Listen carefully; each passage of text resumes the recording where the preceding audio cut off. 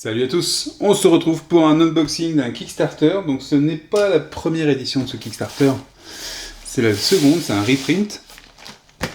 J'avais pas participé au premier, il y a eu des bons retours sur le jeu. Et du coup je me suis dit, tiens, pourquoi pas, on va partir sur une grosse vague sur ce KS. Donc, de quel KS il s'agit? Roulement de tambour.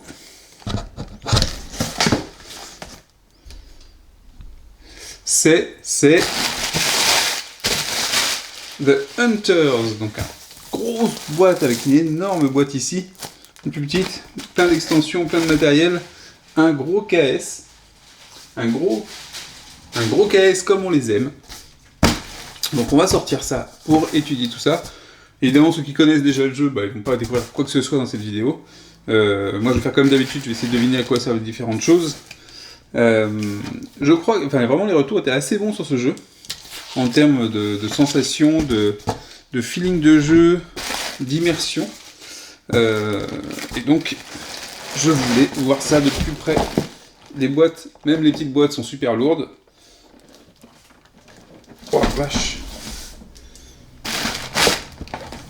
Toutes les boîtes sont super lourdes. Donc là, on a une campagne, une extension Hybrids.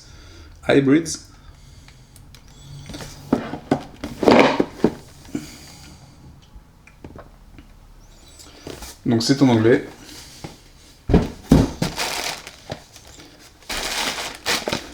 Des petites extensions, celles-là sont plus légères.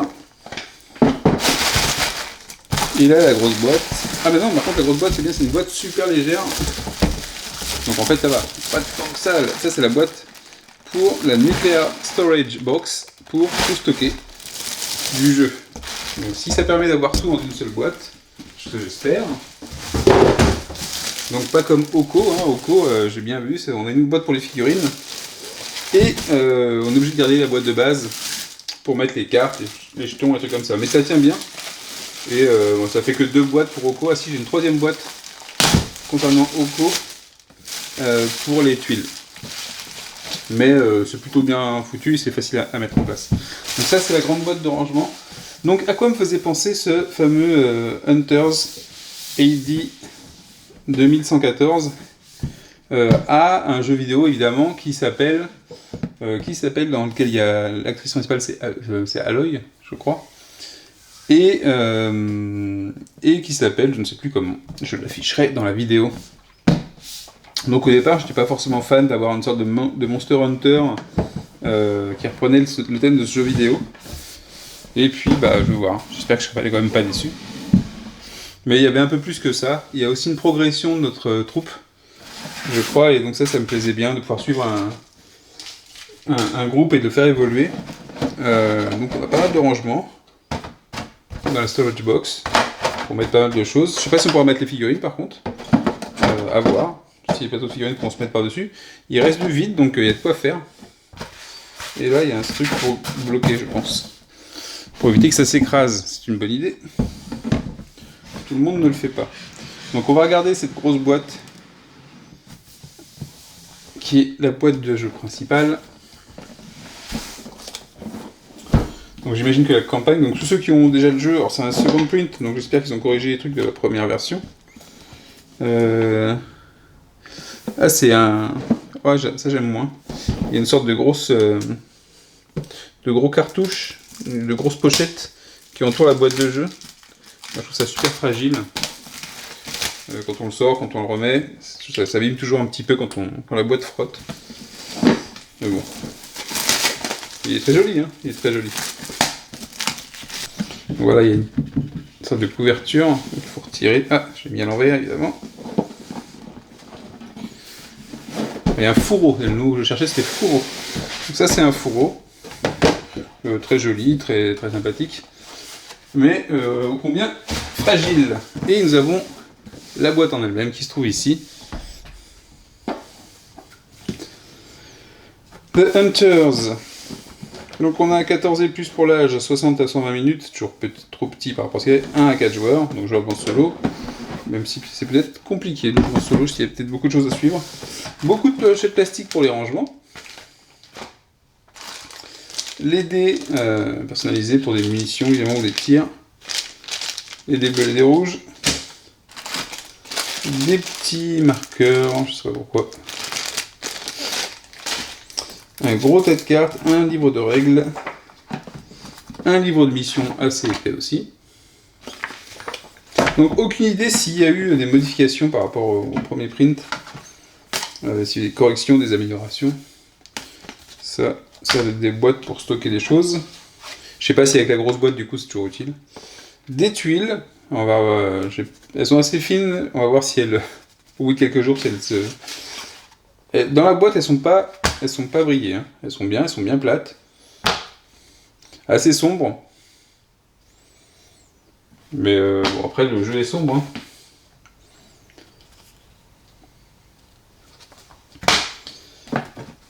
Là, ici, on a un intérieur, visiblement.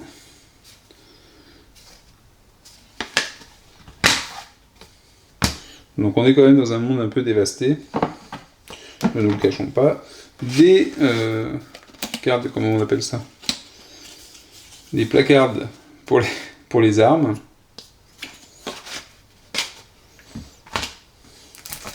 Et un nombre de paquets de cartes assez impressionnant quand même. Donc pas illustré, hein, c'est souvent des cartes d'action, j'ai l'impression. Pour celle-là en tout cas. Il y a des illustrations pour certaines, alors ici. C'est assez sombre hein, le contenu, même s'il y a du brillant là. C'est plutôt très très sombre. Ici, je sais pas ce que ça fait ça. Ouais, il y a des numéros de chapitre dessus visiblement. Blood and Dust, Hand Grenade, je sais pas ce que c'est. Là, pour le coup, c'est plutôt difficile de deviner à quoi ça peut servir. Je n'ai aucune idée de comment fonctionne exactement le jeu, à part que on a des cartes avec double utilisation. Ça me fait penser un peu à Gloomhaven dans ce sens-là. On a l'impression un good timing et attaque. Donc, une façon d'utiliser les cartes. Enfin, deux façons d'utiliser les cartes. Ici, ça va être, je pense, des histoires, des scénarios. Parce qu'il y a du narratif. Voilà le narratif qui arrive là-dessus. Donc ça, il ne faut pas se spoiler, donc ça restera dans l'ordre, je pense. Et ça viendra au fur et à mesure révéler les chapitres. Là encore, pas des masses d'illustrations. Donc ça, on a encore des armes. Donc c'est marrant, les armes qui sont faites comme ça sur du cardboard. On a les Hunters, donc une Huntress. Alors c'est marrant, ce carton... C'est du carton fin, mais pas si fin. Ouais, c'est un peu comme ça, c'est assez épais, mais c'est quand même assez souple. Donc j'espère que ça va pas trop se tordre, ça aussi. Recon... Ah attends, c'est recto verso. On a des fiches recto verso, Huntsman, Huntress, Recon. Ah oui, en fait c'est le pendant féminin de chaque côté, et celui-là est beaucoup plus sympa que le côté masculin, je trouve. Ici, le chasseur. Vraiment des styles différents. Donc vous avez les possibilités de jouer n'importe quel sexe dans le jeu. Si c'est quelque chose qui est important pour vous, moi c'est jamais important. Peu importe. C'est le type de personne. J'aime beaucoup la gueule de celui-là.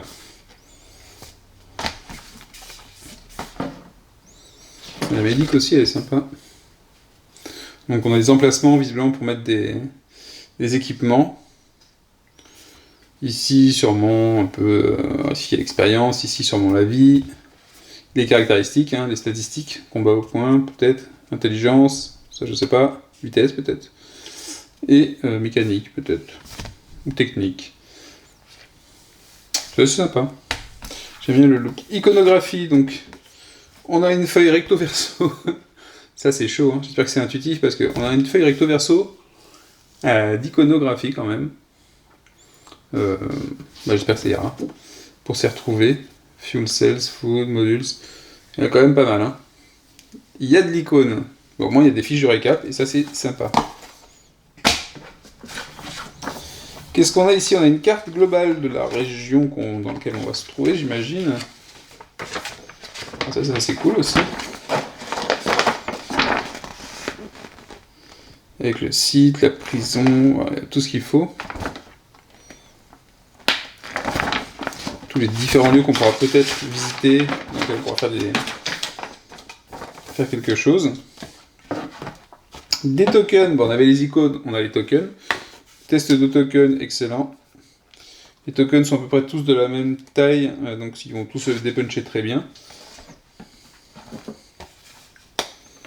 Ouais, parfait. Parfait au niveau des planches. Pas trop épais, mais c'est bien, c'est juste comme il faut.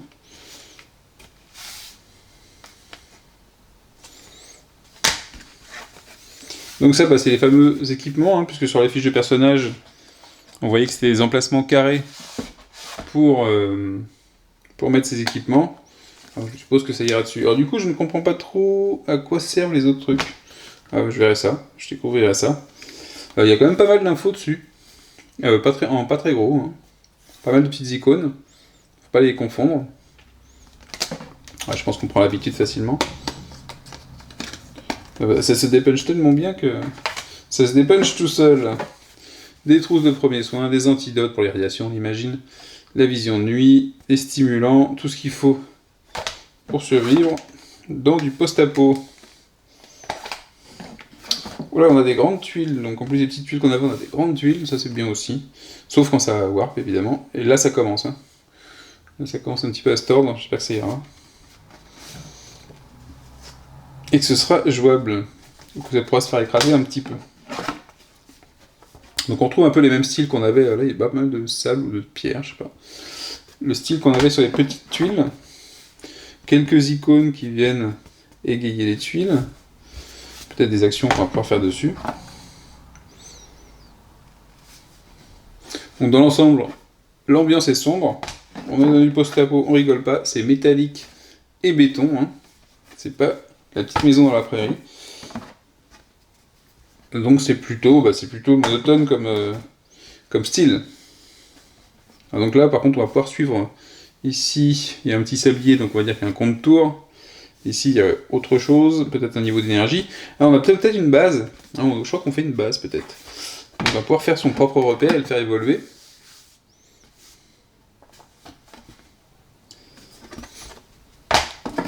Ici, Save Sheet, Base and Zones.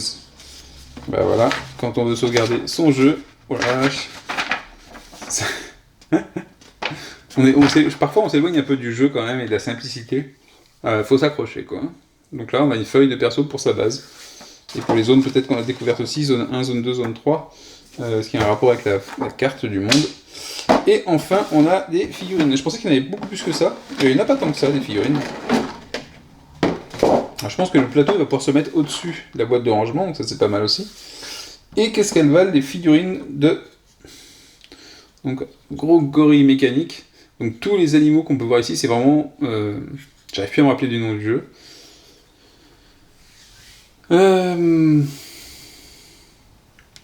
Mais c'est vraiment très inspiré, hein. C'est des animaux et mécaniques. Donc je sais pas si c'est le croisement, s'il y a encore du bio dedans là, mais un énorme gorille.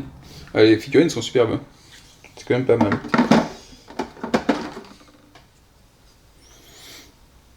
Une sorte de rhino. Je sais pas si c'est un rhino ça.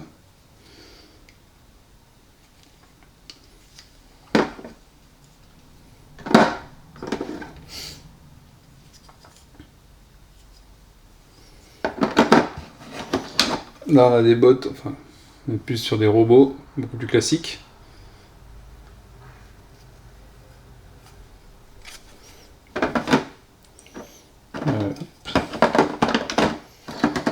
Une sorte de gros serpent mécanique.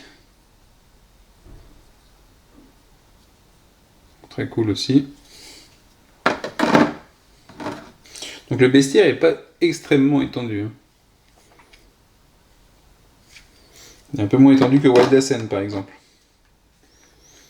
Et c'est toujours hybride mécanique et animal. On a du plus petit, on n'a pas que du gros et du lourd. On a du un peu plus petit. Donc ça on les verra peut-être plus souvent. Une sorte de chien là. Après c'est vraiment... Le design est pas mal. Hein. On a les... Je vais y revenir après. Et on arrive à avoir des gros rats. Donc on pourrait réutiliser ailleurs, je pense, les gros rats là. Ils sont pas mécaniques ceux-là. Ça c'est quoi? Des mouches. Alors, je vais avoir du mal à les utiliser pour Rangers of Shadow Deep. Mais on a enfin des mouches, mais là mécaniques, j'ai l'impression, des grosses mouches mécaniques.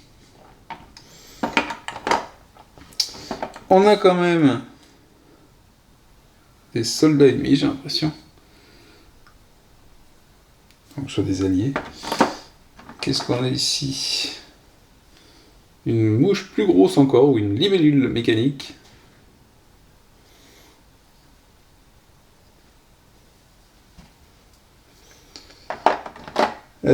On a des petits chiens qui ressemblent à des AT-AT en miniature. Ou des chats, je sais pas. Peut-être des chats.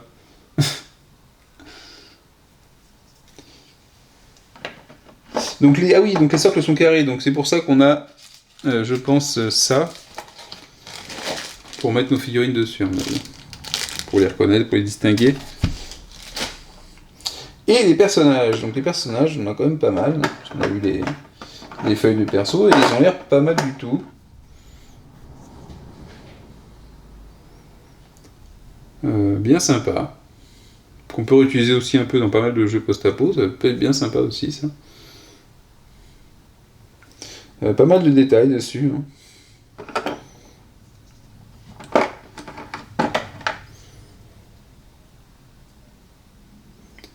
Voilà. Alors c'est pas le jeu, je le dis franchement, c'est pas le jeu qui, à son unboxing, me fait un effet waouh. Peut-être parce que si je l'avais déjà vu un petit peu. Et puis au niveau du matos, il n'y a pas de truc surprenant, vous voyez, on est sur quelque chose qui est assez sombre. Donc c'est son gameplay, je pense, et sa façon de gérer son équipe et sa base qui vont rendre ce jeu assez fou. J'aime beaucoup celle-là. Hein. Elles sont chouettes les figurines des personnages. Hein. Elles donnent envie, c'est bien cette pointe, ça donne quand même envie d'aller prendre ces personnages hein, et de les jouer. Donc voilà, en tout cas, ça a l'air plutôt sympa. Les figurines sont plutôt cool. Donc on aura envie de les utiliser. Là, je l'ai en double, c'est aussi un ennemi, je pense. Puisque je l'ai en double.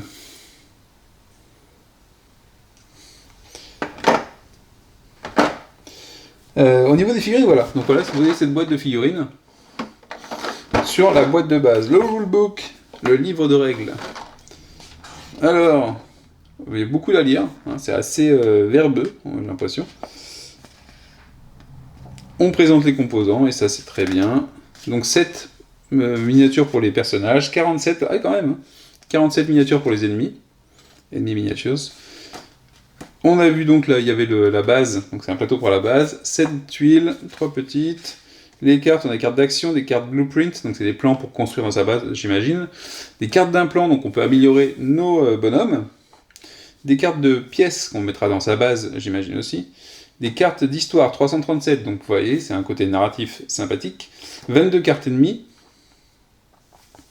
Donc 22 ennemis différents, j'imagine, ou avec des différents niveaux. 37 location and seed cards, donc ça veut dire que c'est des lieux qu'on pourra rencontrer, qui feront peut-être des modifications dans l'environnement de rencontre. Des gear tokens, donc là, medium, small et big. Donc là, voilà, je ne sais pas pourquoi on a ces trucs-là.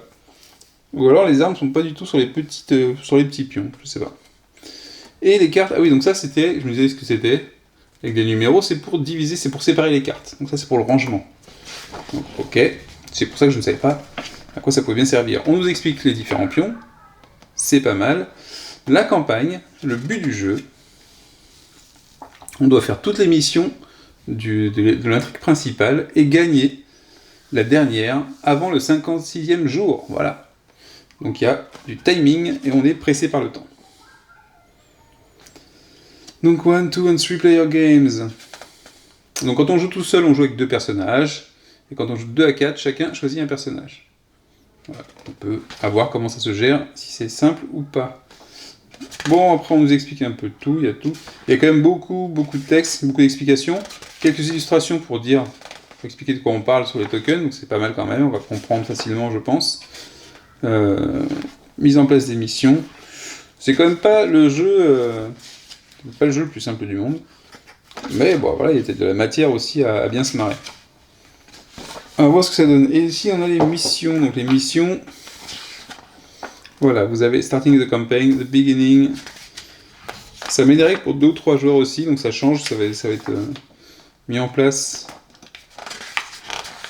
Q1, Q2. Je sais pas s'il y a des embranchements. J'avoue qu'il y a des récompenses qui sont différentes, mais je suis pas sûr qu'il y ait des embranchements sur les cartes. Donc, à voir.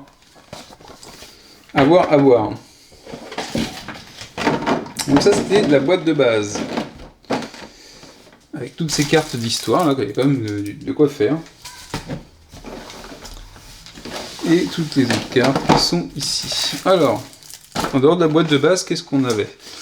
Il y avait une extension, mais en plus de l'extension, j'ai reçu ça. Alors, je sais pas si c'est un upgrade. Est-ce que ça, ce serait pas l'upgrade parce qu'on retrouve la même chose. Donc, est-ce que ça, c'est pas l'upgrade de la version que j'ai? Donc, ce serait peut-être la version 1, et ça, l'upgrade du print 2. Pourquoi pas? Je sais pas s'il y a une indication dessus.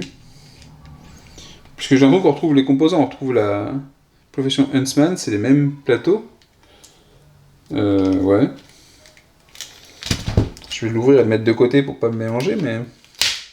Alors, petite note que j'ai tournée après la vidéo d'unboxing, que je vais placer quelque part dans cette vidéo, c'est que au cours de l'unboxing, j'ai le kit d'upgrade de la version 1, et apparemment, en fait, ce kit d'upgrade a été mis dans les pledges des backers européens par erreur.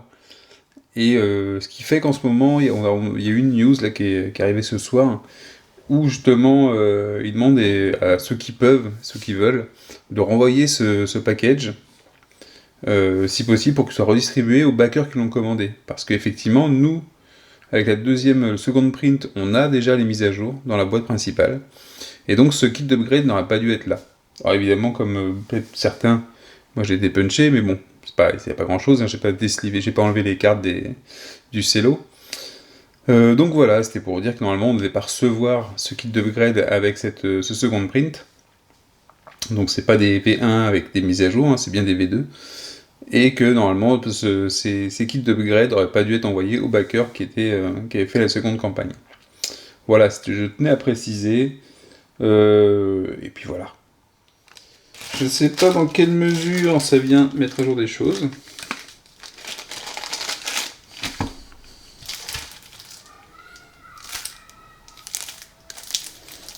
Et j'ai pas d'indication, je vois pas de papier qui indique ce que c'est. Ça c'est plutôt ennuyeux. Il faudra que j'aille voir la campagne. Donc on a les tokens en plus, peut-être des corrections, je sais pas. Et on a des plateaux joueurs.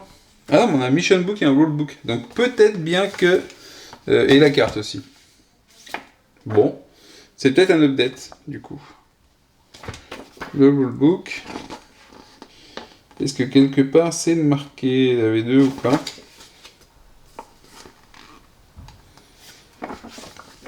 Bon, bah ça par contre, du coup, il faut que je les sépare bien, parce que sinon je ne vais pas les reconnaître. Donc là, je pense que c'est le kit d'upgrade. Donc on upgrade. C'est dommage qu'ils aient pas fait une boîte de print 2, mais bon, ils devaient sûrement avoir du stock de V1. Et donc on se retrouve avec l'upgrade de différents composants. Et même ça d'ailleurs, c'est bizarre, si on fait un upgrade, il y a peut-être une nouvelle zone dessus. On a aussi une carte en plus. Je ferai des comparaisons plus tard. Donc ça, je vais le mettre de côté parce que c'est un upgrade. Les petites extensions. Et l'extension aussi, c'est peut-être la nouvelle extension qui est sortie avec la campagne, Hybrids, qui va faire quoi? Donc des nouvelles machines. Donc j'avoue que c'est une nouvelle campagne peut-être.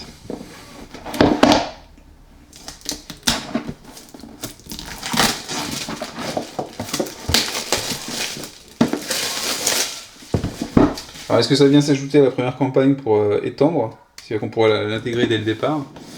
Je sais pas. Alors qu'est-ce qu'on a là-dedans? Des nouvelles cartes histoire. Donc c'est bien ce que je dis, ça rajoute de l'histoire à la campagne principale. Ici on a des cartes postales des différents lieux, j'ai l'impression. Enfin, c'est sympa, là il y a un peu plus de couleurs, c'est sympa. Mais on voit dans quel état se trouve le monde quand même. C'est pas ce qui donne le plus envie. On a des cartes de compagnons cette fois-ci. Donc ça c'est une nouveauté j'imagine, j'en ai pas vu avant.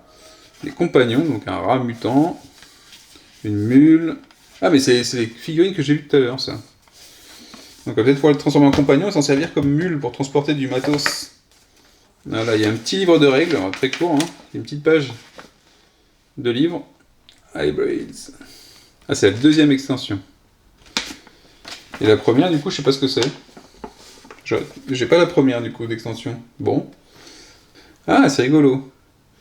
C'est une nouvelle campagne narrative qui remplace celle qui se trouve dans le jeu de base. Ah bah. Ok, à voir comment ça se passe. Alors, on va pouvoir mélanger les deux extensions. Enfin, extensions. Alors, du coup, la première extension, je sais pas ce que c'est. Et ça se trouve, je l'ai pas. C'est possible. Donc là, oui, il y a quand même pas mal de cartes histoire. Des tokens en plus. Et une grande tuile en plus. Donc des nouveaux lieux, c'est normal, l'histoire avance. Et les missions supplémentaires. Donc à voir comment ça s'inclut avec l'histoire principale. Et pas rater le coche. Donc je pense que je peux jouer soit l'histoire principale, soit l'histoire principale avec l'extension mélangée. Puisque c'est indiqué, qui est marqué Expansion Level 2. Et du coup, j'ai pas la 0.1. Qu'est-ce que c'est que la première extension là? Bon. Alors, un petit récap avant d'entamer les extensions. Donc, d'un point de vue extension, la grande Hybrids ici, c'est la deuxième extension. Voilà, c'est marqué ici 0.2. Et on a donc New Huntsville, qui est la première extension, puis le petit 0.1 qui est marqué ici. Et Shiptown, qui est la troisième extension, avec ce petit 3 marqué ici. Donc, il ne manque rien. Le kit d'upgrade, donc j'ai vérifié, le kit d'upgrade, en fait, c'est pour ceux qui auraient la première, mais normalement, ma boîte est un second print, il est déjà à jour, donc le kit d'upgrade ne me servira pas du tout. Donc ça, je pourrais le mettre dans un sachet à part. Et si vous êtes abonné à ma chaîne, et si ça vous intéresse, vous me faites un message, on se contacte, et contre les frais de port, je vous envoie cet upgrade. Ça, c'est dit. Donc, qu'est-ce qu'on trouve dans les deux autres extensions, donc New Huntsville? Je vais prendre la petite fiche de résumé. Donc ça, c'est les petites boîtes qu'on pourra dégager, parce qu'on pourra le mettre dans la grande boîte. New Huntsville is the first extension. Alors, it introduces, c'est pas introduces, mais introduce a new town to the world of the game, in which characters may find new jobs. Donc ça ajoute une ville dans le monde à la carte, j'imagine. Donc ça, c'est plutôt cool. On a des lieux en plus. Et dans lequel on pourra trouver des missions et des nouveaux jobs. Ok, donc ça agrandit. Alors je sais pas si c'est façon open world en fait, et comment c'est géré, mais c'est l'air pas mal. One pick the new extension. Et il indique comment on change le setup du jeu, donc ça veut dire qu'on peut le prendre dès le départ. Ça c'est plutôt cool. On agrandit le terrain de jeu. Hop. Donc ça c'est pas mal aussi. Donc voilà, une petite extension, mais qui... voilà, les petites extensions qui prennent pas de place et qui augmentent énormément le jeu. Et Shiptown, qu'est-ce que c'est? Est-ce que c'est la même chose? Shiptown, on a deux petits trucs. Shiptown nous permet...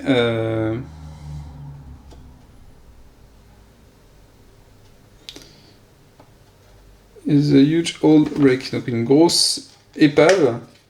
Donc ça nous met un nouveau départ, j'ai l'impression, un nouveau point de départ pour le jeu, avec une énorme épave. Donc on habiterait c'est peut-être notre début de base. Il y a des missions en plus. Malgré tout, parce que a new settlement to the setting, ça ne change pas, donc voilà. Donc voilà, on fait un setup différent. Alors je sais pas si tout peut se mélanger. Si les deux peuvent se mélanger. Setup, ça c'est... les autres missions. Alors les cartes n'ont pas l'air super grandes, c'est marrant, les petites cartes qu'on voit ici. J'ai vu des vidéos il y a un petit moment, donc j'ai pas regardé trop. Ça me paraissait compliqué à suivre en vidéo, l'explication des règles et tout. Donc je sais pas si j'en ferai moi-même des vidéos, hein, peut-être que je vous donnerai mon retour dessus. Je verrai quand ça viendra, quand j'aurai envie. Donc voilà, deux petites extensions qui agrandissent le jeu et ses possibilités, sans changer les règles de base finalement. À ce que je comprends. Il y a beaucoup de matos, c'est très intéressant. Pas trop de figurines, on n'est pas sur un jeu qui démultiplie, qui vampirise le carton à base de figurines, on est plutôt sur un jeu avec beaucoup de cartes, donc beaucoup d'informations, beaucoup d'histoires, et c'est pas mal. Les missions, donc ça c'est le rulebook, où se trouve mon livre de missions. Moi je vais l'avoir celui de l'upgrade. Les missions n'ont pas l'air trop bavardes. Donc, j'avoue que c'est plutôt du setup. Voilà, on a une petite texte d'introduction, les règles spéciales, victoire, défaite, une adaptation pour 2 ou 3 personnages en bas, un setup, l'objectif de la mission, et voilà, c'est très très simple. Donc la grosse partie narrative du jeu se déroule sur ces cartes-là, avec des numéros de paragraphes, à voir comment ça fonctionne, mais je m'inquiète pas trop. Quand on est sur un second print, généralement pour un jeu, c'est quand même qu'il a été adopté par les joueurs, et que c'est pas devenu un four, quoi. C'est pas un échec complet. Est-ce que j'ai des échecs dans ma ludothèque? Je ne sais pas. Sûrement. Oui, j'ai des échecs dans ma ludothèque. Après, je pense qu'il y a tous les jeux trouvent un public. Mais en termes de grosse histoire, c'est quand même ça. Ils tiennent plutôt la route, les KS. Je trouve qu'on retrouve pas mal de second print maintenant. Et donc c'est plutôt bien. Ça veut dire que les jeux sont pas seulement des coups à balancer des figurines, mais il y a quand même quelque chose derrière, une mécanique qui va plaire à une partie du public et qui vont redemander. Bon, alors, je vais pas parler du phénomène zombicide parce que là, je suis pas sûr qu'on est sur un gros fond de jeu, mais plus sur un gameplay qui plaît, qui est léger. Mais c'est bien d'avoir comme ça des KS qui reviennent et qui confirment un petit peu. Voilà, donc c'était l'unboxing un peu rapidos de The Hunters AD 2114. Je vous dis à la prochaine. Et, si, le jeu auquel me fait penser The Hunter, c'est Horizon. Donc avec Aloy comme personnage principal, où on a justement exactement ce genre de machine d'animaux. Alors c'est beaucoup moins sombre. Dans Aloy, on est sur les extérieurs, on est quand même sur quelque chose de plus avec beaucoup plus de végétation. Sur ce, je vous dis à la prochaine. Ciao, ciao.